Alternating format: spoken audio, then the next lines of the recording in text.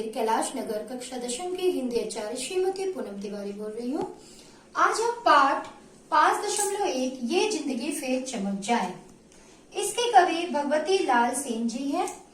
कवि इस पद्यांश में बताना चाह रहे हैं कि जीवन को संदेश दे रहे हैं कि अपने जीवन को आनंदित करते हुए बिताएं, अच्छा पल बिताएं। प्रभु ने जो आपको जिंदगी दी है, प्रभु ने जो आपको जीवन दिया है, उसको अपने जीवन को अच्छे कार्य करते हुए सबसे मिलजुल कर रहें, किसी से बैर भाव नफरत ना करें और प्रगति के रास्ते में अच्छे रास्ते पे चलते जाए। इस आधार पर ये पद्यांश को लिखा है।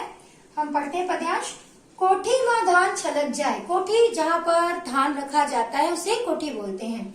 कोठी में धान छलक जाए, ये जिंदगी फिर चमक जाए। झन बैर, बैर मतलब नफरत, झन बैर मतलब मत करो किसी से नफरत या दुश्मनी। बैर भाव खेती माँ कर, खेती के वक्त किसी से मत द्वेष करो, किसी से बैर भाव मत करो। मन के भुस निकार फेंको, मन के भुस निकार फेंको यानी मन की शंका निकार फेंको। हासो गुठियाओ मतलब हंसो, गुठियाओ मतलब बात करना, गुठियाओ। झुरमिल, झुरमिल मतलब बात करना, झुरमिल। सुनता के रद्दा जन छेको, सुनता मतलब सुमति का रास्ता, रद्दा मतलब रास्ता, सुमति का सुनता के रद्दा जन छेको। गोठियाओ घलो ललक जाए, सुनवैया सबो गदक जाए। गदक मतलब आनंदित हो जाए या खुश हो जाए। सुनवैया मतलब जो सुनते हैं। यहाँ पर शब्दार्थ है कि भुसभुस मतलब शंका, झुरमिल मतलब मिलजुल कर, सुनता मतलब सुमति, गोठियाओ मतलब बात करना। पढ़ते हम ये पद्यांश। कोठी में धान छलक जाए, ये जिंदगी फिर चमक जाए। यहाँ पर कवि कह रहे हैं कि अनाज, हमारे देश में अनाज बढ़े, फिर से उस कोठी में धान फिर से भर जाए और हमारी जो जिंदगी है, फिर से हमारी जो जिंदगी है आनंदित हो जाए और कोठी में फिर से धान भर जाए, उत्पादन बढ़ जाए। झन बैर भाव खेती माँ कर, खेती करते वक्त मत किसी से बैर भाव करो, मत किसी से दुश्मनी करो, किसी से नफरत मत करो, किसी के लिए बुरा मत सोचो, किसी से बुरा मत कार्य करो, है ना। तो झन बैर भाव खेती माकर, मन के भुसभुस निकार फेंको। मन के अंदर जो भुसभुस, भुसभुस मतलब शंका, मन के अंदर जो तुम्हारी जो शंका है उसको तुम निकाल फेंको। हंसो गुठियाओ झुरमिल की मतलब तुम हंसो, खुश हो, हंसो, आपस में मिलजुल कर हंसो, बात करो, एक दूसरे के साथ मिलो जुलो, अच्छे कार्य करो, एक दूसरे की मदद करो, ऐसे भाव रखते हैं कवि। सुनता के रद्दा झन छेको मतलब सुमति का रास्ता, सुनता मतलब सुमति का रास्ता, रद्दा मतलब रास्ता। सुमति का रास्ता तुम मत रोको, सुमति का रास्ता तुम मत रोको, आगे बढ़ो, अच्छे कार्य करो, प्रगति करो, आपस में मिलजुल कर। और गोठियाओ घलो ललक जाए मतलब गोठियाओ ललक जाए, गोठियाओ ललक झलक जाए, सुनवैया सबो गदक जाए मतलब जब कभी कोई आपसे मिले, जब कभी कोई आपसे मिले तो आप इस तरह से गोठियाओ मतलब इस तरह से आप बात करो कि आप जिस तरह से आप बात कर रहे हो और आपकी बात सुनकर सामने वाला भी आपकी बात को सुनकर बहुत खुश हो जाए, आनंदित हो जाए, मतलब आपकी बातों से प्रभावित हो जाए। मतलब आप अपनी बोलचाल की भाषा में मतलब नफरत मतलब आपकी बोलचाल जो भाषा हो उसमें बुराई ना हो, किसी के लिए करवाहट ना हो, मतलब शब्द आपके इतने मीठे हो, इतने अच्छे हो, व्यवहारिक हो कि सामने वाला जब आपके शब्दों को सुने तो आपके शब्दों को सुन के मन मुग्ध हो जाए, आनंदित हो जाए। आपका व्यवहार ऐसा हो दूसरों के लिए कि आपके व्यवहार से सब आपके प्रति प्रभावित हो, आपसे खुश हो और आनंदित हो। ऐसा कवि कह रहे हैं कि अपने जीवन को इस तरह से बनाएं, आपस में मिलजुल कर रहें, किसी के लिए बैर भाव न रखिए, किसी के लिए नफरत ना रखिए, आपस में कठिन से कठिन जो मुश्किलें आपस में मिलजुल के उसको निकालें, उसको दूर करें और किसी से नफरत बैर भाव ना करें। और हम जो हंस ले बोले, जो पल मिला है उसको हंस बोल के बिताएं और जो रास्ता है कोई भी प्रगति रास्ता आपस में मिलकर आगे बढ़े, सुमिति का रास्ता निभाएं। गुठियाओ गलक ललक जाए, सुनवैया सबो गदक जाए। कह रहे हैं यहाँ पर कवि कि आप लोगों से इस ऐसी तरह की बात करें, इस तरह से बात करें, आपका व्यवहार हो, बात करने का तरीका इस तरह से हो कि सामने वाला जो हो वो आपकी बातों से प्रभावित हो, खुश हो, आनंदित हो, मतलब आपकी बात किसी दूसरों को ठेस ना पहुंचाए, किसी दूसरे की आत्मा को ठेस ना पहुंचाए, दुखी ना लगे। आप इस तरह से बात करो, आप इस तरह से सामने वाले से व्यवहार करो कि आपकी बातों से सामने वाला खुश हो जाए और आनंदित हो जाए। अब हम दूसरा पद्यांश देखते हैं। यहाँ पर कवि ने जीवन की नश्वरता के बारे में बताया है कि जीवन तो 2 पल का है, आपस में मिलजुल के रह लो। यहाँ पर वर्णन किया है कि जो भाग्य में लिखा है उसको भोगना ही है, जीवन का तो रोना धोना जो लिखा है उसको सहना ही है। जो अपने किस्मत की लकीर में लिखा है, जो किस्मत की लकीर में लिखा है वैसे ही हमें अपनी फसल काटनी पड़ेगी, जो भाग्य में लिखा है वैसा ही हमको भोगना पड़ेगा। यहाँ पर इस पद्यांश में कवि कहते हैं कि जिंदगी भर है रोना धोना, लिखे कपार, कपार मतलब क्या होता है, मस्तिष्क, लूना बोना, लूना मतलब फसल, जाना है दुनिया ले सबला, काबर करथस जादू टोना, हुरहा, हुरहा मतलब अचानक, मन मिले झझक जाए, हंडिया कस भाग फदक जाए। हंडिया जिसमें मिट्टी का बर्तन जो होता है जिसमें चावल पकाया जाता है उसे हंडिया बोलते हैं। फदक जाए, जब चावल पकाते हैं तो ऊपर की ओर जो उठता है उसे फदकना कहते हैं। जिंदगी भर है रोना धोना, लिखे कपार लूना बोना। यहाँ पर कवि कह रहे हैं कि जिंदगी भर तो लिखा है रोना धोना, हमारी जो किस्मत में लिखा है, जो भाग्य में लिखा है उसको तो हमें लेके ही चलना है। सुख दुख अच्छा बुरा जो है हमारे भाग्य में लिखा है उसको तो लेके चलना ही है। लिखे कपार लूना बोना मतलब जो हमारी किस्मत की लकीरों में, मस्तिष्क की लकीरों में या लिखा है वैसे ही हमें फसल काटनी पड़ेगी। लूना मतलब होता है फसल, वैसे ही हमें फसल काटनी पड़ेगी, वैसे ही हमारी किस्मत की लकीरों में लिखा है। जो लिखा है हमारे जिंदगी भर, जो रोना धोना सुख दुख है, जो हमारी किस्मत में लिखा के आया है, जो कर्म लिखा है, जो भाग्य लिखा है उसको तो हमें झेलना ही पड़ेगा, बोलना चाहिए, वो हमें सहना ही पड़ेगा। उसी आधार पे हमें वैसा ही कर्म करना पड़ेगा। और कपार लूना बोना मतलब वैसे जो भाग्य में लिखा है वैसे ही हमें फसल काटनी पड़ेगी। जाना है दुनिया ले सबला, एक दिन तो इस दुनिया से सभी को जाना है, एक दिन इस दुनिया से सभी को चले जाना है, क्योंकि ये शरीर क्या है, नश्वर है। काबर करथस जादू टोना, काबर मतलब क्यों करता है जादू टोना, है ना, क्यों काबर करथस जादू टोना मतलब क्यों तुम करते हो जादू टोना, तंत्र मंत्र करते हो, किसी के लिए बुरा करते हो, किसी के लिए अच्छा नहीं करते हो, किसी का मतलब बुरा मतलब उसकी जिंदगी करने के लिए तंत्र मंत्र कर देते हो उसके जीवन में, या उसके साथ बुरा कर देते, तो ऐसा जिंदगी आप क्यों करते हो, आप किसी के लिए बुरा सोचते क्यों हो, बुरा कार्य क्यों करते हो। तो कवि का ये कहना है कि क्यों किसी के जीवन में आप जो टोना जादू करते हो, तंत्र मंत्र करते हो, उसकी जिंदगी को नश्वर कर देते हो, उसकी जिंदगी को खराब करना, ये सब क्यों करते हो। ये सब तो अपने इन सब से मिलकर रहना चाहिए। जो आपके भाग्य में लिखा है उसको तो आपको भोगना ही है। फिर आप दूसरे के सुख को देखकर आप चिढ़ना, या दूसरे को सुख को देखकर आप उसका अच्छा ना हो, आप उसको दुखी देखना चाहते हो, तंत्र मंत्र करके उसके जीवन खराब करना, तो ये सब भाव मत रखो, क्योंकि ये जिंदगी 4 ही दिन की है।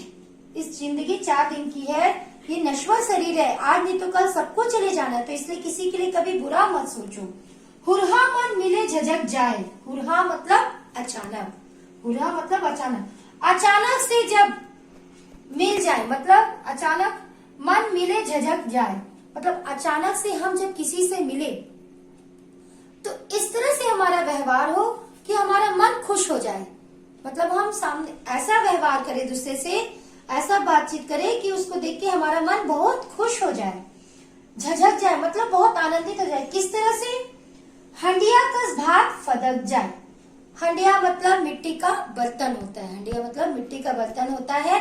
जब उसमें भात पकाया जाता है, चावल पकाया जाता है, तो जब वो पकता है तो उसकी खुशबू चारों तरफ फैल जाती है। तो जब वो खुशबू जब फैलती है तो उससे मन खुश हो जाता है। तो ऐसा ही भाव, जब मन जिस उस तरह से जो खुश होता है वैसा ही मन खुश किस तरह करना है, जब हम किसी से अचानक मिलते हैं, जब हम किसी से अचानक मिले तो हमारा भी मन खुश हो जाए। किस तरह से, हंडिया कस भाग फदक जाए मतलब जैसे हंडिया से जब भात फदकता है तो उसकी खुशबू चारों तरफ फैल जाती है जब पकता है, तो हमारा मन खुश होता है। तो उसी तरह से हम जब किसी से अचानक से मिले तो हमारा भी मन उसी तरह से खुश हो जाए और आनंदित हो जाए। मतलब कह रहे कि जीवन में तो सुख दुख तो लिखा है, लेकिन एक इंसान का व्यवहार है जो सबको सुख दे सकता है। तो हम अचानक से कभी किसी से मिले भी तो हम अपने व्यवहार को अच्छा रखें, भूले भटके। अगर आपको वो इंसान अच्छा नहीं भी लगता है तब भी अगर वो आपके सामने आ जाए तब भी आप उसके साथ व्यवहार अच्छा रखें, ताकि सामने वाले को आपके मन के प्रति अच्छी भावना आए, अच्छा व्यवहार है और आपके व्यवहार से मन खुश हो जाए। तो यहाँ बोले कि जीवन में अभी आप किसी से अगर अचानक से मिलते भी हो तो आप अपना व्यवहार इस तरह से रखो कि आपको देखकर सामने वाला भी बहुत खुश हो जाए और आनंदित हो जाए। अब हम तीसरा पद्यांश देखते हैं। यहाँ पर कवि ने बताया है कि जीवन में कितनी भी परेशानियां आए, आपस में एक दूसरे से लड़ो मत, झगड़ो मत, छोटी छोटी बात को तिल का तार मत बनाओ, अपने व्यवहार को अच्छा रखो। आप बोलो तो एक कोयल के समान मीठा बोलो, अपने जीवन को खुशहाल बनाओ, एक आनंदित बनाओ। मतलब ऐसा आपका जीवन हो कि महक उठे, अच्छा रहे। और आप कभी किसी से भेंट भी करते हो तो इतने खुश होकर कि सामने वाला भी लपक के आपसे मिल जाए। तो आपके जीवन में एक खुशी होनी चाहिए, आपके जीवन में खुशी हो, आपका जीवन में एक कर्कश नहीं होना चाहिए, झगड़ा झंझट ना हो, अच्छा व्यवहार रहे आपके जीवन में, अच्छा आनंदित जीवन हो, आपस में प्रेम से रहें। इस पद्यांश में मेन बोला जाए तो एक उद्देश्य क्या है कि प्रेम से रहें, अपने अंदर जो प्रेम की जो भावना है उसे बनाए रखें, उस प्रेम को जगाएं ताकि लोगों में अपना जो प्रेमत्व है सबको फैलाएं।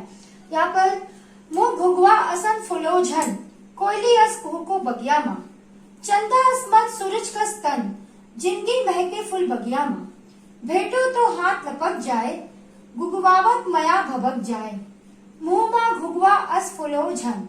घुघवा मतलब होता है उल्लू। मुँह घुघवा असन फुलो झन, कोयली अस को बगिया माँ। यहाँ पर कवि कह रहे हैं कि छोटी छोटी बातों को लेकर आप उल्लू के समान मुंह मत फुलाओ, उल्लू के समान मुंह मत फुलाओ। फुलाओ मतलब मुंह फुलाना, गुस्सा होना, है ना। तो यहाँ पर कवि कह रहे हैं कि छोटी छोटी बातों को लेकर तुम उल्लू के समान मुंह मत फुलाओ। कोयली अस को बगिया माँ मतलब अपने जीवन में कोयल के समान को। आपने कोयल की तो आवाज सुनी होगी, कोयल की आवाज कितनी मीठी होती है, सुनने से कितना मधुर लगता है, मन को आनंदित करता है। तो उसी तरह से कह रहे कि आप अपने जीवन को भी आनंदित करने के लिए आप जो बोलो, जो अपने जीवन में व्यवहार रखो, वो कोयल के समान मीठा रखो। कोयल की जब आप आवाज सुनते हैं तो मन में अच्छा लगता है और मीठी लगती है उसकी आवाज। तो उसी तरह से कह रहे हैं कवि कि आप अपने जीवन को भी कोयल के समान मीठा रखो और जब उसको सुने तो आनंदित लगे। इस तरह से कवि कह रहे हैं कि अपने जीवन को भी कोयल के समान अपने जीवन कोयल के समान मीठा मीठा बनाओ, अच्छे से रहो, अपने जीवन को आनंदित से रहो, हर्ष से रहो, खुशी से रहो। चंदा आसमान सूरज का स्तन, यहाँ पर कवि कह रहे हैं चंद्रमा। आप अपने जीवन को चंद्रमा के समान या अपने मन को लिखा ना, चंदा अस मन, अपने जो मन को है चंदा के समान शीतल बनाओ, अपने मन को चंदा के समान शीतल बनाओ। सूरज का स्तन मतलब, अब तन मतलब होता है शरीर, तो सूरज के समान तेज शरीर बनाओ। जिंदगी महके फूल बगियामा, अपनी जो जिंदगी है, अपनी जिंदगी को इस तरह का बनाओ कि आपकी जिंदगी फूल के समान महके, आपकी जो जिंदगी है फूल के समान महके। भेटो तो हाथ लपक जाए, गुगवावत मया भबक जाए, मतलब आप भेटो मतलब मिलना होता है। भेटो मतलब क्या होता है? मिलना। तो आप जब कभी किसी से भेंट करो तो सामने वाला लपक के वो आपका हाथ पकड़े, खुश हो के, यार भैया कैसे हो, बहुत अच्छा लगा, बहुत दिन हो गया आपसे मिले, आज आपको देख के मन बहुत खुश हो गया। मतलब आपका व्यवहार इस तरह का आनंदित हो कि आपको देखे तो सामने बहुत खुश हो जाए और लपक जाए कि भेटो तो हाथ लपक जाए, गुगवावत मया भभक जाए, मतलब अंदर, गुगवावत मतलब अंदर की प्रेम रूपी जो आग सुलग रही है। अंदर की गुगवावत मतलब अंदर की प्रेम रूपी मया, गुगवावत मया भभक जाए, मया मतलब प्रेम मोह। तो अंदर के जब आप किसी से भेंट करो तो अंदर की जो प्रेम की आग, जो प्रेम के अंदर जो सुलग रहा है आपके अंदर, जो किसी से जब भेंट करो तो अंदर के मन की प्रेम की आग जो भभक जाए यानी भड़क जाए और सामने प्रस्तुत हो, मतलब कि जब सामने वाले से मिले तो अपने अंदर की प्रेम उत्पन्न हो और सामने वाले से मिले तो मन बहुत खुश हो जाए। आपके अंदर जो एक प्रेम है वो सुलग जो रहा है, आपके अंदर का जो प्रेम जो सुलग रहा है वो क्या हो जाए, भड़क जाए यानी भभक जाए और उससे मिलने के लिए इच्छा जागृत हो जाए और खुद आगे से होकर लपक कर उससे मिलने के लिए आगे बढ़ जाए और मन आनंदित हो जाए। तो यहाँ पर पूरे पद्यांश में कवि अपने जीवन को ही लेकर मतलब बता रहे, लोगों को संदेश दे रहे हैं कि आप अपने जीवन को इस तरह बनाएं कि खुश रहे आपका जीवन, आनंदित रहे। आप छोटी छोटी बातों को लेकर घर में क्लेश ना करें, बाहर समाज में क्लेश ना करें, एक दूसरे के प्रति लड़ाई झगड़ा ना करें, छोटी छोटी बातों को लेके आपस के व्यवहारों को ना बिगाड़ें और मुंह ना फुलाएं। एक उल्लू का उदाहरण दिया कि मुंह ना फुलाएं। आपका जो मन है चंदा के समान शीतल हो, ठंडा हो। क्यों चंदा के समान शीतल और ठंडा बोला? क्योंकि आप कोई भी निर्णय ले या कुछ भी बात करें तो शांत मन से करें, अच्छे स्वभाव से करें, धीर से करें, शालीनता से करें आप किसी से भी, और व्यवहार भी वैसा ही रखें। सूरज का तन मतलब आपका जो शरीर है वो सूरज के समान तेज हो, सूरज के समान तेज हो, ताकि आप में एक चमक दिखे तो सामने वाला खुद आपकी चमक को देख के आकर्षित हो और वो खुद लपक कर आपसे मिले। जिंदगी महके फूल भगिया माँ मतलब आप अपने जीवन को इतना खुशहाल बनाओ, आप इतना खुशहाल बनाओ कि आपके जीवन जो है फूल की बगिया के समान महके, आनंदित हो। आप लिखा भेंटो तो हाथ लपक जाए, गुगवावत मया भभक जाए। आप किसी से भेंट भी करो तो आप इतना मतलब भेंट करने से आपके सामने आपके उसके अंदर की क्या प्रेम की भावना एक लपक जाए, प्रेम की जो भावना जो बोलना चाहिए अंदर से सुलग जाए, प्रेम की भावना उत्पत्ति हो जाए या प्रेम उसके अंदर का प्रेम जागृत हो जाए, भभक जाए। बोलते ना चिंगारी उठ जाना, तो उससे प्रेम की चिंगारी उठ जाए, वो आपसे मिलने के लिए और लपक जाए आपसे। अभी बहुत दिन बाद हम कभी किसी से मिलते हैं तो मन बहुत खुश होता है, आनंदित होता है। तो वैसा ही भाव हम दूसरे के प्रति रखें कि उससे मिले तो हमारे अंदर का जो प्रेमत्व है, हमारे अंदर की जो प्रेम भावना है उससे मिलने के लिए भड़क जाए या उससे मिलने के लिए ललायित हो जाए, उससे मिलने के लिए आकर्षित हो जाए, उससे भेंट करने के लिए आकर्षित हो जाए। आप अपने मन को ऐसा बनाओ, जीवन को आप खुशहाल बनाओ। आप छोटी छोटी चीजों को जीवन में पकड़ना, छोटी छोटी बातों को लेके चलना, अपने जीवन को क्यों खराब करना, अपने जीवन को आनंदित करना है। उसको छोटी छोटी बात को लेके अपने जीवन को नश्वर नहीं करना है। आपस में व्यवहार रखें, मिलजुल के कार्य अच्छा करें, जो बोले आपस में मीठी वाणी बोले, अच्छा व्यवहार करे।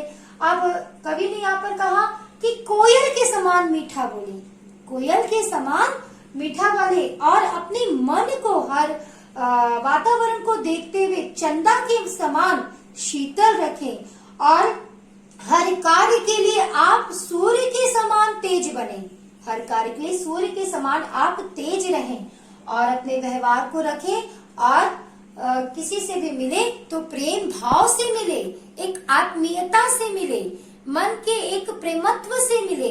तो ऐसा भाव कवि प्रस्तुत करते हैं। अब हम चौथा पद्यांश देखते हैं कि यहाँ पर जीवन की सार्थकता को कवि ने बताया है कि जीवन की सार्थकता में बताया है कि सार्थकता को बताया कवि ने कि इस जीवन को अच्छे से जीने के लिए प्रेरणा दिया है कि भुइयां के पीड़ा ना समझो, पीड़ा मतलब होता है पीड़ा, दर्द। धरती के हीरा ना समझो, धरती के हीरा ना समझो किसको कह रहे हैं? हम सब मनुष्यों को कह रहे हैं ना। काबर आगाज ला नापत हो, आगाज मतलब आकाश, नापना, नापत मतलब नापना। मीरा के पीरा ना समझो, कोरा के लाल मतलब गोदी के लाल, कोरा के लाल ललक जाए, बिसरे मन मया छलक जाए। मया मतलब प्रेम। भुइया के पीरा ला समझो, धरती के हीरा ला समझो, काबर आगाज ला नापत हो, मीरा के पीरा ला समझो, कोरा के लाल ललक जाए, बिसरे मन मया छलक जाए। पीरा मतलब पीड़ा, आगाज मतलब आकाश, बिसरे मतलब भूले। यहाँ पर कवि कह रहे हैं कि इस भुइया के पीड़ा ला समझो मतलब इस धरती की पीड़ा को तुम समझो, और धरती के हीरा ला समझो मतलब इस धरती की पीड़ा को समझे कौन? इस धरती के रत्न रूपी मनुष्यों के लिए बोला जा रहा है कि ये धरती के हीरा ला समझो, ये धरती के जो रत्न रूपी तुम पहचानो, तुम जानो कि ये जीवन क्या है। काबर आकाश ला नापत हो, तुम क्यों आकाश को नापने की कोशिश कर रहे हो। मीरा की पीड़ा ला समझो, मीरा की पीड़ा ला कहने से तात्पर्य है कि तुम अपने जीवन के सुख दुख को समझने का प्रयास करो, अपने जीवन के सुख दुख को समझने का प्रयास करो। क्यों तुम आकाश को नापने की कोशिश करे, क्यों तुम एकदम हवा में उड़ने की कोशिश करे, आकाश को नापने जितना तुम्हारे बस में उतनी ही आप कोशिश करो। यहाँ पर इस धरती की पीड़ा को समझो, ये धरती में जो जुल्म हो रहा है, जो बुरा हो रहा है, उस चीज को समझो। क्या धरती के हीरा लाल समझो, धरती के हीरा ला समझो मतलब धरती के इस मनुष्य को ही कह रहे हैं, रत्न रूपी को तुम पहचानो, हीरा को पहचानो कि तुम आकाश को क्यों नाप रहे हो। काबर आकाश ला नापत है ना, आगाज ला नापत हो, इस आकाश को क्यों तुम नाप रहे हो। मीरा की पीड़ा ला समझो, यहाँ पर मीरा का एक उदाहरण, एक मीरा की पीड़ा ला समझो, इस मनुष्य को कह रहे हैं कि तुम अपने मतलब सुख दुख को तो समझने का प्रयास तो करो, उस दर्द की पीड़ा को समझने का प्रयास करो। किस तरह? कोरा के लाल ललक जाए, बिसरे मन मया ला छलक जाए। यहाँ पर कह रहे हैं कि तुम अपने अंदर ऐसा प्रेमत्व पैदा करो कि जो कोरे का जो लाल है, एक उदाहरण कह रहे हैं कि तुम अपने मन को ऐसा प्रेमत्व भाव में उजागर करो कि प्रेमत्व में ऐसा लीन हो आपस में मिलके कि जो एक उदाहरण कहते हैं ना, जब बच्चा जब किसी से प्रेम पाता है, गोदी का जो बच्चा तो प्रेम पाता है तो वो उसी के पास चला जाता है। तो यहाँ पर भी कवि कह रहे कि तुम सुख दुख को समझते हुए प्रेम की भावना ऐसा उजागर करो, या प्रेम की भावना ऐसा व्यक्त करो या व्यवहार रखो कि कोरा के लाल ललक जाए, बिसरे मन मया छलक जाए। गोदी का लाल भी सब चीज भूलकर तुम्हारे पास आने की कोशिश करे, तुम्हारे पास आ जाए। अपने अंदर की मया मतलब प्रेम छलक जाए, अंदर का प्रेम छलक जाए। यहाँ पर कह रहे हैं कवि कि अपने अंदर के प्रेम को छलकाते हुए कह रहे हैं कि तुम इस मीरा के दुख को समझो, जो मनुष्य है दुख दर्द को समझने की प्रयास करो, इस दुख दर्द को समझने का प्रयास करो। जीवन की जो सार्थकता है, जीवन की जो सच्चाई है, जीवन का जो संघर्ष है, जो प्रेमत्व है, उसको तुम समझो, आपस में मिल के रहो, प्रेम से रहो। किस तरह से जब एक गोदी का जो बच्चा होता है, जब वो प्रेम पाता है तो ललक के उसके पास जाता है, तो उसी तरह से आप अपने को भी जीवन को इतना प्रेमत्व रूपी करो कि जीवन में लोगों आपके प्रति प्रेमत्व की भावना आकर्षित हो और आपके प्रति ललक जाए, आपके पास आ जाए। जैसे एक छोटा बच्चा जब प्रेम पाता है तो उसके पास भागता है, तो उसी तरह से आप भी वैसा ही अपना जीवन बनाओ कि आपके जीवन में भी प्रेमत्व की भावना बढ़ती जाए और आगे चलते जाओ। क्यों तुम आकाश को नाप रहे, लिखा है ना, काबर आकाश ला नापत हो, क्यों तुम आकाश को नापने की कोशिश कर रहे हो। तुम अपने जीवन में जो सुख दुख है उसको, जो अपने जीवन का सुख दुख के दर्द को समझने का प्रयास करो। तुम आकाश को एक जो चीज तुम छूने की कोशिश करो, उस छूने से अच्छा तुम इस अपने सुख दुख के दर्दों को तो समझने की कोशिश करो। भुइया की पीड़ा न समझो, इस धरती की पीड़ा को समझो, इस धरती में इस धरती के दुख दर्द को तो तुम समझो कि इसने धरती ने कितने कष्ट को बर्दाश्त किया, कितना झेला है। तुम कितने बोलना चाहिए कष्ट है, संघर्ष है, इस धरती ने हर चीज का कठिनाइयां, हर मुसीबत को इस धरती ने बर्दाश्त किया। तुम इसके दुख दर्द को तो समझो, आपस में मिल के रहो, अपने प्रेमत्व को रखो। यहाँ पर एक बालक का उदाहरण देते हुए कहा कि जब बालक प्रेम पाता है, उसके अंदर का वो प्रेम भाषा भी समझता है, जहाँ उसको प्रेम छलकता है वो उसी के पास जाता है। तो वैसा ही आप व्यवहार रखो कि आपके जीवन में भी एक प्रेम की भावना रहे, कि लोग आपके पास आए, आपके जीवन में जो सुख दुख है उसके दर्द को समझने का प्रयास करें, क्या अच्छा है क्या बुरा है, क्या हमें अच्छा कार्य करना चाहिए, क्या बुराइयों को दूर करना है, उस दुख दर्द को समझने के प्रयास करो। इस तरह से कवि ने कहा है। हम 5वां पद्यांश देखते हैं। यहाँ श्रम के महत्व का वर्णन किया है कवि ने। जुग तोड़ बाट ले जोहत है, पल छिन दिन माला पोहत है। अमृत बन चूहे पसीना तोड़, मेहनत दुनिया ला मोहत है। अंगना माँ खुशी ठमक जाए, सोना संसार तक चमक दमक जाए। कोठी माँ दान छलक जाए, ये जिंदगी फिर चमक जाए। यहाँ पर बाट मतलब रास्ता, जोहत मतलब प्रतीक्षा करना, पोहत मतलब गूंथना, खुशी मतलब खुश। यहाँ पर श्रम के महत्व को कवि बताते हुए कहते हैं कि जुग तोड़ बाट ले जोहत है, पल छिन दिन माला पोहत है। यहाँ पर जुग से संसार तुम्हारा रास्ता देख रहा है। इस श्रमित मतलब श्रम के लिए जो श्रम में जो कार्य करते हैं, जो मेहनत करने वाले कार्यकर्ता हैं, जो श्रम हमारे जो मजदूर हैं, जो किसान हैं, जो सब जो कार्य करता है, श्रमिक है, ये सारे लोगों का ये जुग रास्ता देख रहा है, रास्ता निहार है। बाट बाट मतलब होता है रास्ता, रास्ता निहार है। जोहत यानी प्रतीक्षा कर रहा है। जुग तोड़ बाट ला जोहत है, पल छिन दिन माला पोहत है। ये जुग तुम्हारा रास्ता देख रहा है, ये श्रमिकों का, ये श्रम करने वाली कार्यकर्ता का रास्ता देख रहा है। पल छिन दिन माला पोहत है, हर पल छिन हर पल पल माला पोह रहा है, मतलब माला गूंथ रहा है तुम्हारे रास्ता को, जो रहा है, तुम्हारा रास्ता देख रहा है। कब वो पल आए, मतलब यहाँ पर कवि कह रहे हैं कि ये श्रम वाले लोगों के लिए कह रहे हैं कि एक श्रमिक जो श्रम करने वाले लोगों को एक आह्वान करते हुए, एक संदेशा देते हुए कह रहे हैं कि ये जुग संघर्ष करने वाले, मेहनत करने वाले, श्रम करने वाले, ये जो श्रमिक जो मजदूर हैं, ये मनुष्य हैं, जो श्रम साधना करने वाले जो लोग हैं, उनका रास्ता ये जुग इंतजार कर रहा है, या ये रास्ता देख रहा है। जोहत यानी रास्ता प्रतीक्षा कर रहा है, प्रतीक्षा करे। पल छिन दिन माला पोहत, हर पल तुम्हारी प्रतीक्षा की माला गूंथ रहा है। अमृत बन चूहे पसीना तोड़, मतलब कि तुम इस इतना संघर्ष करो, कार्य करो कि तुम्हारा जो पसीना है वो अमृत के समान बन जाए। तुम्हारा जो पसीना है अमृत के समान बन जाए। तुम्हारे शरीर से जो पसीना चूहे, चूहे मतलब गिरना, तुम्हारे शरीर से जो पसीना चूहे वो अमृत के समान बन जाए।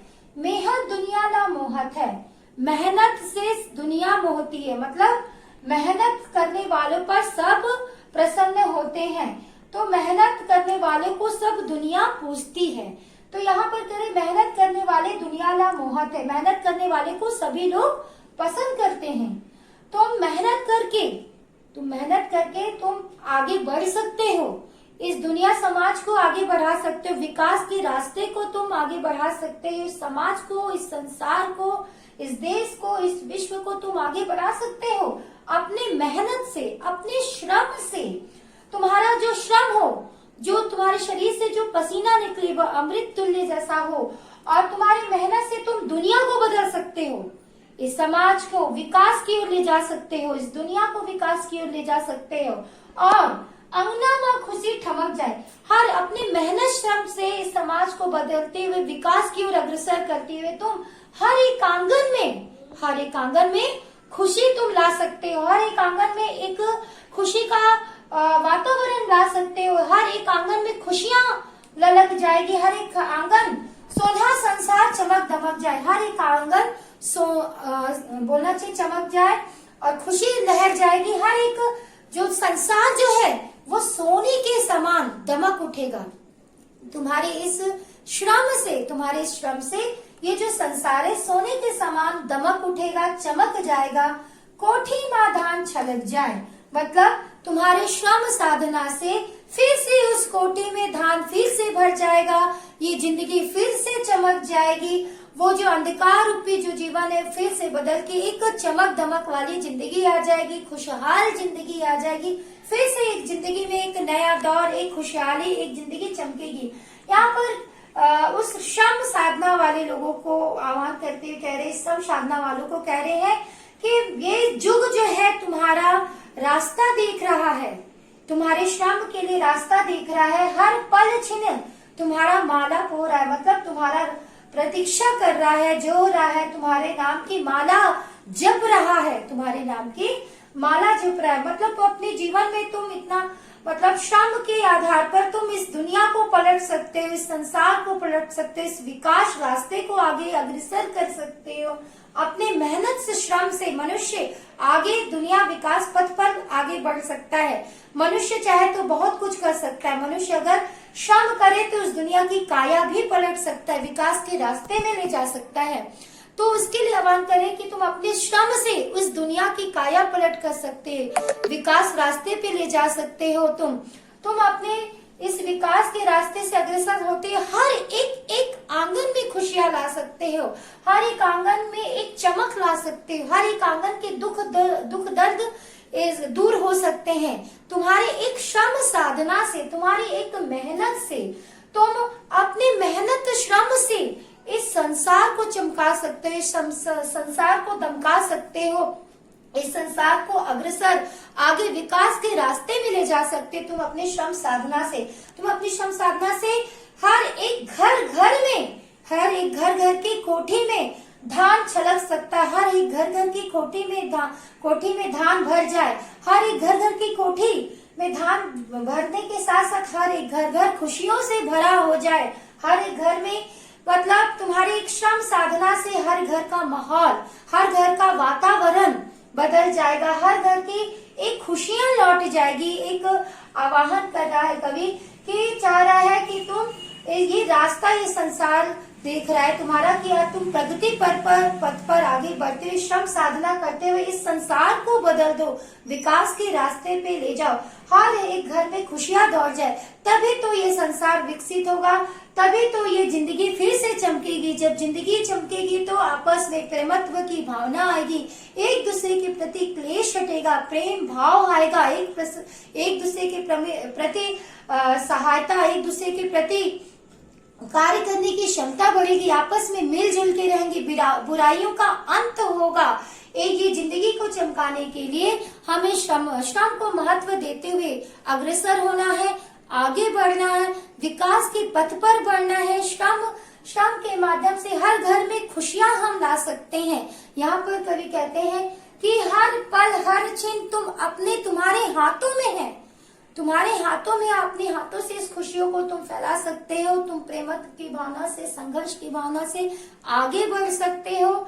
इस मिलजुल कर हर एक कार्य करना है।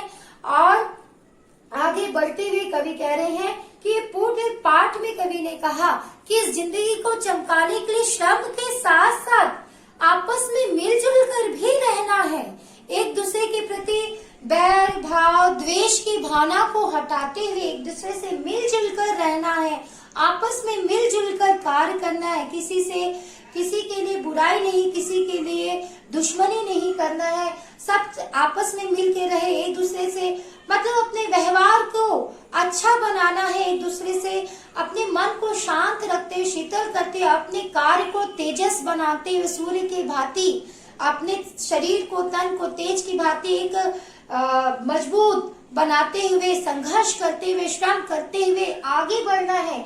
ये सारी चीज करते हुए तभी एक व्यक्ति प्रगति पथ पर अग्रसर हो सकता है, आगे बढ़ सकता है, ये जिंदगी फिर से चमक सकती है अगर व्यक्ति आपस में मिलजुल के रहे, श्रम साधना के आधार पर आपस में मिलजुल कर एक दूसरे के प्रति द्वेष, बैर भाव सब दूर करके मिलजुल के श्रम करते हुए आत्मीयता से, प्रेम भाव से आपस में मिलकर रहे तो ये जिंदगी फिर से चमक सकती है। और ये जिंदगी को आगे बढ़ाने के लिए हमें श्रम साधना के साथ साथ अपने अंदर के क्लेश को मिटाना, अपने अंदर के बैर भाव को हटाते हुए अपने अंदर में प्रेम की भावना को सुलगाना है, मिलकर आगे बढ़ना है, एक दूसरे की मदद करना है, एक दूसरे से दुश्मनी बैर भाव ना करते हुए श्रम साधना करते हुए इस जिंदगी के प्रगति पथ पर आगे बढ़ते हुए चलना है। कवि का यही सार था इस पद्यांश में कि हमें इस प्रगति पथ पे बढ़ना है, जिंदगी को चमकाना है। तो एक श्रम ही नहीं, एक श्रम के साथ व्यक्ति का व्यवहार भी अच्छा होना जरूरी है। उसमें प्रेमत्व की भावना, उसका व्यवहार भी हो, तभी वो हर तरफ से वो प्रगति पथ पर आगे अग्रसर हो सकता है। तो आज का पद्यांश समाप्त होता है। धन्यवाद।